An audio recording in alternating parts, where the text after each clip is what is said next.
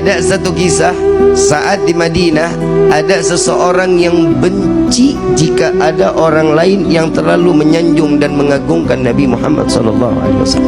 Tatkala beliau mengatakan, ngelihat aja ada orang yang lagi baca maulid, ada orang yang lagi baca salawat, bencinya luar biasa.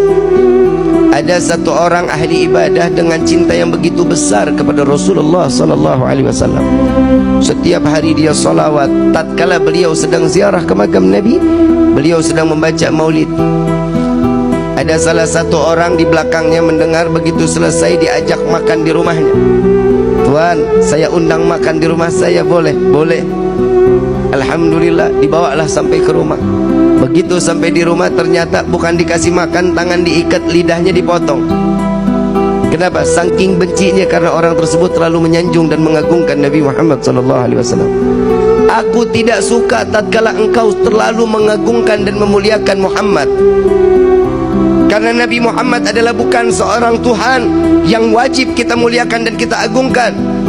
Dipotong lidahnya.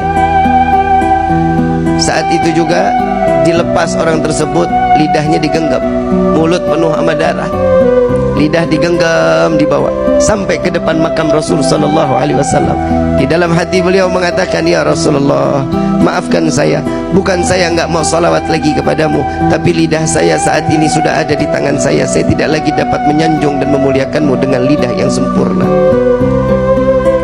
Saking sakitnya, darah yang begitu banyak, beliau pingsan.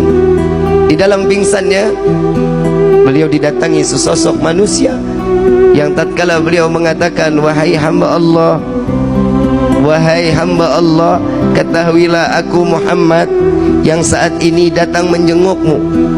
Biarkan lidah itu terputus, sekalipun jika engkau tetap mencintaiku, maka Allah akan berdekatan, Allah akan mengizinkan aku dekat denganmu, kata Nabi SAW. Namun si hamba Allah ini mengatakan, ya Rasulullah, tapi aku ingin bersalawat dengan fasihnya, dengan kegembiraan, dengan lisan yang penuh dengan kesempurnaan. Maka lidah tersebut diambil oleh Rasul SAW, dimasukkan ke dalam mulut. Di dalam mimpinya, tatkala terbangun dari tidurnya, lidahnya udah nyambung lagi. Di dalam mimpi Nabi memberikan manfaat kepada orang para pecinta Rasul SAW, sehingga seterusnya beliau terus dapat bersalawat kepada Nabi Muhammad SAW. Begitu tahun berikutnya beliau ziarah ke makam Nabi. Tatkala beliau datang sedang membaca maulid, ada seorang anak muda yang datang kepadanya, Tuan, saya ingin mengundang makan Tuan. Sekiranya Tuan sudi untuk ikut dan saya menjamu Tuan, marhaba, ahlan wa sahlan. Gak ada sedikit kesu'dhanan. Lalu dibawalah oleh anak muda tersebut lewat gang yang sama, lewat jalan yang sama, ingin masuk ke dalam rumah yang sama. Lalu beliau mengatakan, wahai Tuan, saya pernah masuk ke dalam ini. Dahulu lidah saya dipotong oleh pemilik rumah ini. Apakah engkau juga ingin memotong lidahku, kata orang tersebut. Tidak, wahai hamba Allah, aku mengajakmu untuk mencicipi dari rezeki yang apa ada di saat ini. Beliau masuk ke dalam rumah. Tatkala makanan sudah disediakan, makannya sudah selesai, dikeluarkan kandang yang begitu besar. Hadirin, kandang begitu besar, begitu dilihat di dalam ada monyet yang gedenya luar biasa.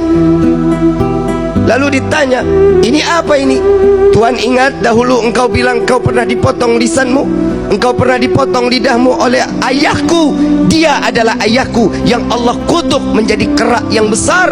Maka wahai Tuan, maafkan ayahku, biarkan dia kembali dalam keadaan wujud yang sempurna. Maka hamba Allah ini mengangkat kedua belah tangan, ya Allah, aku maafkan orang tersebut yang telah membenciku dan membenci Nabi Muhammad SAW. Maka Allah rubah beliau dalam keadaan sempurna manusia tersebut, maka mati dalam keadaan membenci Rasulullah SAW. Na'udzubillahi min